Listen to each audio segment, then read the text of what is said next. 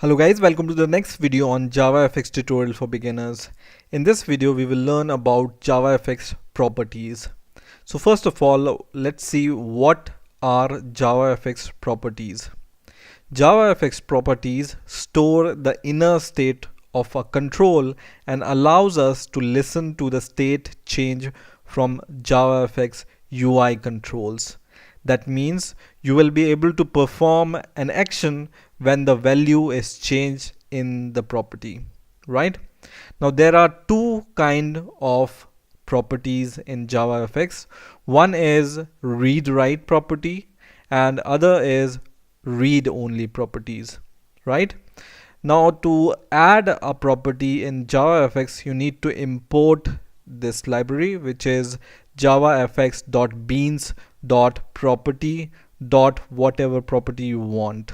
Okay, now the example of read-write properties are these. So you just need to add, for example, javafx.bean.property.simple_string property. This is for declaring a string property. In the same way, you can declare an integer property or boolean property or double property like this. So you just need to add simple and then what kind of property, for example double, and then the property. Okay, so simple double property, simple integer property, or simple boolean property. Okay, in the case of read only property, you declare it something like this. So you just write javafx.beans.property.read only boolean wrapper, for example, or read only integer wrapper, or read only double wrapper, or read only string wrapper. Okay, now these are the examples of the read-write property and read-only property. So how you can define a read-write property in JavaFX? So for example, you want to define a string property, you can use this keyword called string property. Value is equal to new simple string property, and in the constructor you can give some initial value to this string property. It will work same as string, but it has more functionality than string. Okay, now because it's a read-write property, you can call the set method on your simple string property and change the value of it. Okay, so the initial value we have assigned here is JavaFX, and using set method on the value object, you can change the value to, for example, JavaFX tutorial. Okay, and to access the value, you call a get method on your object, right? So for example, you want to print the value of this value object, then you can use system out print line, and you can call get method on this value property. And what will be the output? The output will be the JavaFX tutorial, because initially the value we have assigned was JavaFX, but we have changed this value using the set method. So the new value which will be printed is this value. Okay, not this value.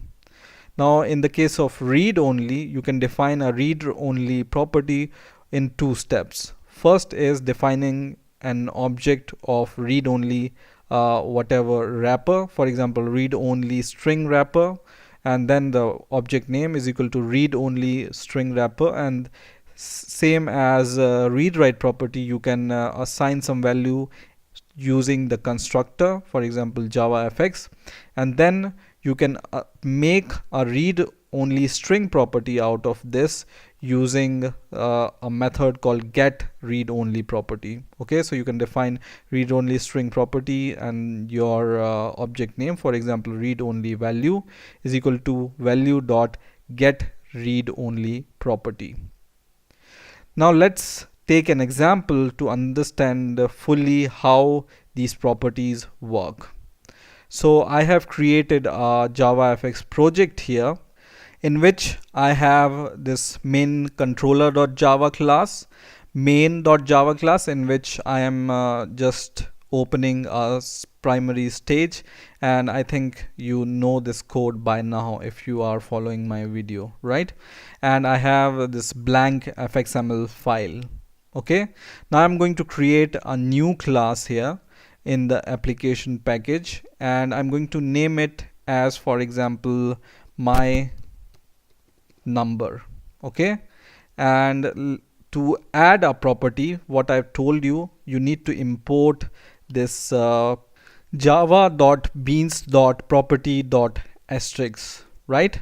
And now we are going to declare, for example, in normal condition you will declare a private variable, and for example you want to declare a double data type variable, and I will say this is our number variable.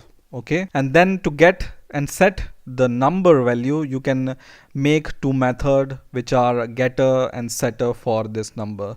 So for example, I will right click on this code, and I will go to the source, and I can just call generate getters and setters.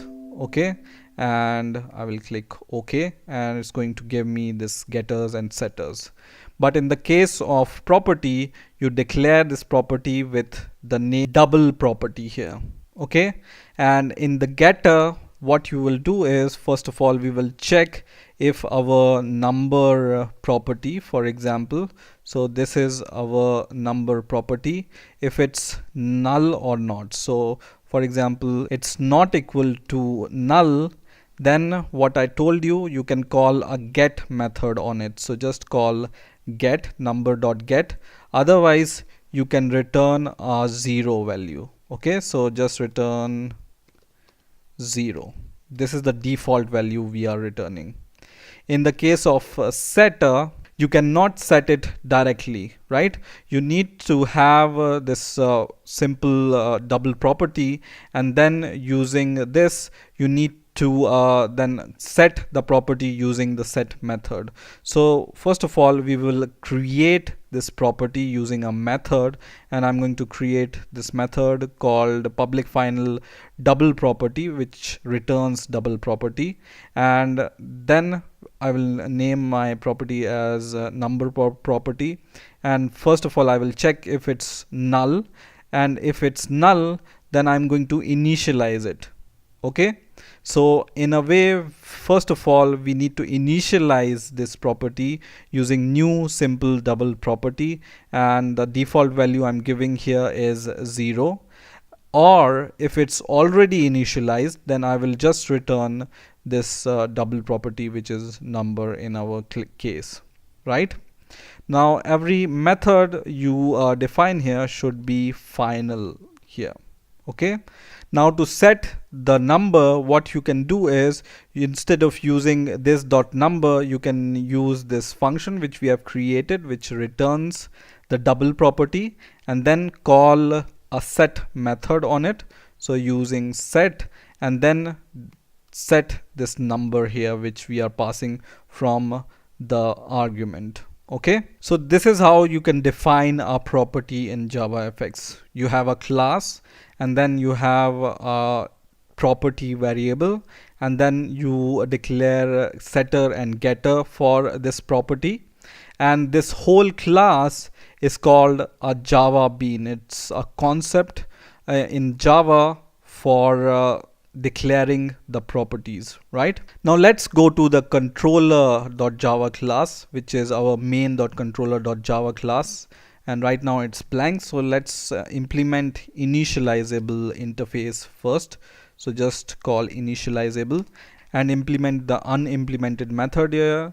So just use add unimplemented method, and it's going to create this method called initialize. Okay, and now we are going to create a instance of this my number class which we have created. So just write my number, for example, my num is equal to new my number. Okay, and first of all, let's set the default value inside this initialize method to it. So my number dot, for example, set number, and default value, let's give it 0. And now let's declare a label here. So this we are going to use to set the value. Okay, so just declare this @fxml private label and then label status, and don't forget that this should be final here. Just add this keyword final before initialization of your object. Now just take your myNumber object from here and go to your initialize method, and then we are going to call this number property method which we have declared inside this myNumber.java class, right? So we have declared this number property method, right? So we are calling this method here, and then we will add a listener to it. So just use add listener method, and inside the argument you need to add new change listener. Okay, so just add change listener, and it takes an object, so just pass this object here, and now just click this bulb which shows the error, and it will tell you to implement the unimplemented method. So just click this add unimplemented method button, and it's going to implement this changed method. Now inside this changed method, what we are going to do is we are going to take this label and set on this label the value of the number. Okay, so just take this label and then dot set text, and because we want to set a text and we have a number, so we need to convert this or cast it. So just write new double, and then you take your myNumber object and get the value of it. So we have declared a getter for it, get number, so just call this method and then just call toString to convert it to the string. So what we have done here, we have added a listener to our property. So whenever the number is changed using a set method, then the label is also set with the new value. Okay, now let's declare a method which we can call using a button click. So just add a public method, and the return type would be void, and the name of this function will be, for example, btn click. Okay, and just add this argument which is action event and give the variable name event. And inside this button click function, what we are going to do is we are going to change the value of number using this myNumber object. So take this myNumber object, and then we will call the setter method which was set number, which we have declared. And once again, for example, take this object and we will call a getter to get the current value of the number, and then we will just add 1 to it. So in a way, we are increasing the value one by one. Now observe here that we are not directly setting the value to the label. We are just changing the value of the number using the number class. Okay, and when this set method is called and the property is changed, it's going to call this listener on this property, and it's going to set this number to this label using this add listener method. Okay, now let's add some design using fxml file. So just right click on your main.fxml and open with scene builder, and I have already given this default size to the anchor pane. So pref width is 300 and pref height is 300, and now I'm going to take some controls from here. So take a button from here which we will use for the button click event, and take a label from here. Okay, and this we will connect it from the label which we have declared. Right now, first thing which we are going to do is we are going to connect our controller class to this fxml file. So just go here at the controller and then choose your application.main controller class, and then we will give the ID to this label. So go to the code and the ID will be the ID which we have declared, which is label status from here. Okay, so just give the same ID here and select your button and go to on action method here, and then choose the method which you have declared. So just copy the name of this method, button click, and paste it here.